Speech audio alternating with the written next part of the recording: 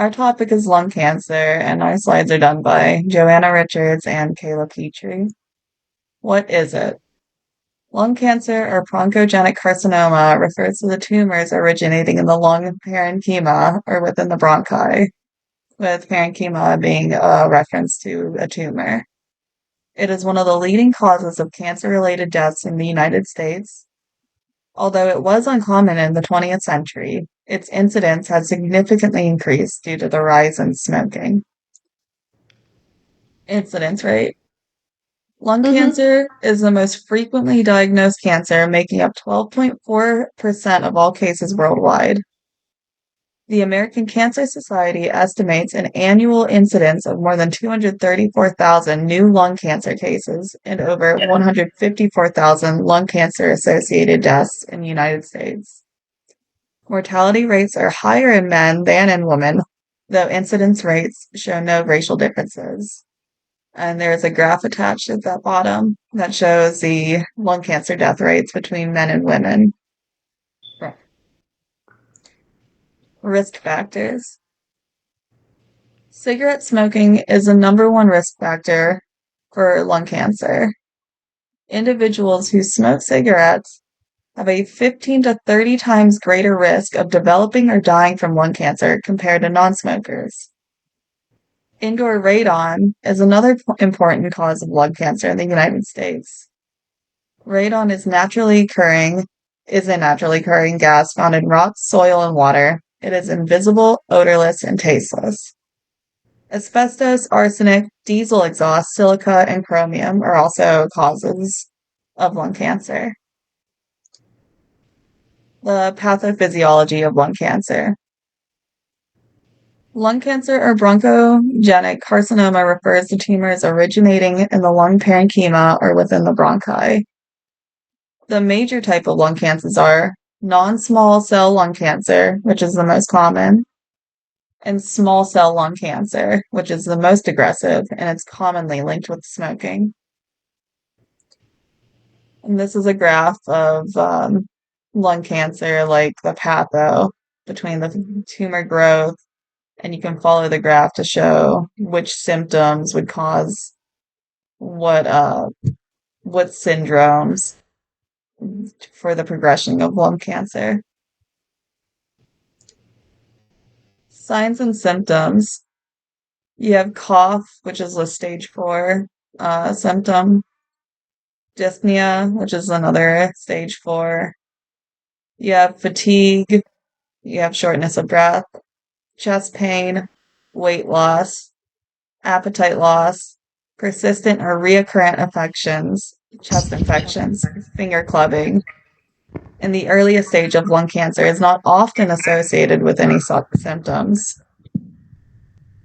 And on the side, there's a graph that shows the common lung cancer symptoms with the eyelids, your hoarseness, bleeding, shortness of breath, chest pain, right side abdominal pain, blood clots, yellow skin and eyes, headaches, hacking cough, lumps and bumps, weight loss, bone pain, muscle aches, and generalized weakness. Lung cancer staging. Each stage has different combinations of size and spread that can fall into this category. For instance, the primary tumor is stage 3 cancer, could be smaller than in a stage 2 cancer, but other factors put in a more advanced stage. The general staging for lung cancer is stage 0. Cancer is in the top lining of the lung or the bronchus. It hasn't spread to other parts of the lung or outside of the lung. Stage 1. Cancer hasn't spread outside of the lung. Stage 2. Cancer is larger than stage 1, has a spread to the lymph nodes inside the lung, or there's more than one tumor in the same lobe of the lung. Stage 3. Cancer is larger than stage 2 and has spread to nearby lymph nodes or structures, or there's more than one tumor in a different lobe or the same lung. Stage 4. Cancer has spread to the other lung and the fluid around the lung, the fluid around the heart or distant organs. Complications. Many patients suffer from complications due to treatment options. Chemotherapy. The patient may experience nausea, vomiting, appetite changes. The hair loss that affects the patient's body image. Radiation can be very painful, causing a lot of skin issues for the patient. This type of treatment can have overall negative effects to the main organs of the body. Surgery, painful. Patients could suffer from post-op infections. May need a trach for airway management and bleeding.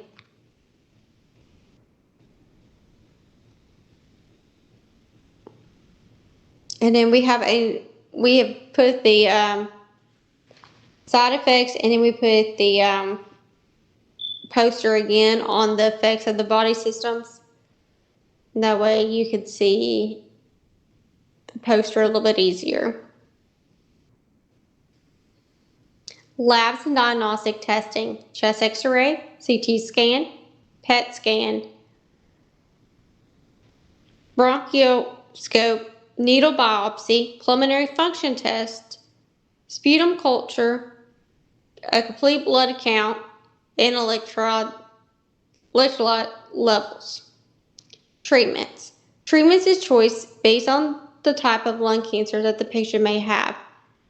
Education should be given to the patient on the importance of quit smoking, and smoking cessation should be offered to the patient to decrease the risk factors and prevention of further harm. Education to the patient on other environmental harms that the patient may be exposed to: medication, chemotherapy, and immunotherapy. Surgery: a wedge resection, a thoracic scope surgery, pulmonary lobectomy. Procedures: radiation, target therapy, bronchoscope, thoracentesis. Oxygen: increased oxygen due to support oxygen to support the O2 sat. Oxygen requirements: later stages may require ventilation support, vapotherm, BiPAP, or high flow nasal cannula. Palliative support, hospice. Nursing implications: assess the patient. Pain, shortness of air, excursion with activity, monitor lung sounds for abnormal lung sounds, ineffective cough, monitor oxygen saturation, and monitor labs. As a nurse, it is important to assess factors that the patient may have related to lung cancer: chest tubes, burns of the skin related to radiation therapy, nutrition, monitor surgical incisions, the amount of secretions that the patient may be having, and increased pain. Considerations: lung cancer may have a significant effect on the patient's body image, as many procedures may require surgical interventions, and chemotherapy can cause a patient to lose their hair. They may not have an appetite as before, and unable to wear clothes that they have at home. They can play a huge emotional impact on the patient. The nurse should also consider is the care that the patient may have financial concerns. The family may need assistance with staying in hotels away from home to stay with their loved one. Is the patient the main provider in the home? Does case management need to be consulted to help the patient to be able to afford medications prior to discharge, along with dressing changes and assistive devices to help with ADLs? Recommendations: improve gas exchange related to cancer growth and tumors causing difficulty with oxygenation and breath sounds. Interventions: observe the rate, the depth, the respirations, along with how fast or how slow the patient's breathing. Pursed lip breathing, cyanosis of the skin or mucous membranes, oscillate lung sounds for air movement, and encourage the use of an incentive spirometer. Recommendations again: maintaining the patient's airway clearance related to the growth of the cancer tumor that can cause narrowing of the airway, causing obstruction. Other things to be mindful are pneumonia, infections, and chest pain. Interventions: observe and oscillate breath sounds, the rate, the depth, how fast or slow, the respirations, any adventurous lung sounds, sputum color, pain with activity, monitor ABGs and chest x-rays. Compare from previous. Elevate the head of the bed to make it easier for the patient to breathe. Suction of patient is unable to clear secretions and monitor eyes and nose. Summary: lung cancer, both small cell and non small cell, is the second most common cancer in both men and women in the United States, not counting skin cancer. The American Cancer Society estimates for lung cancer in the U.S. for 2025 are about 226,650 new cases of lung cancer, 110,680 in men, and 115,970 in women. About 124,730 deaths from lung cancer. It's 64,190 in men and 60,540 in women. Lung cancer mainly occurs in older people. Most people diagnosed with lung cancer are 65 or older. A very small number of people diagnosed are younger than 45. The average age of people when diagnosed is 70.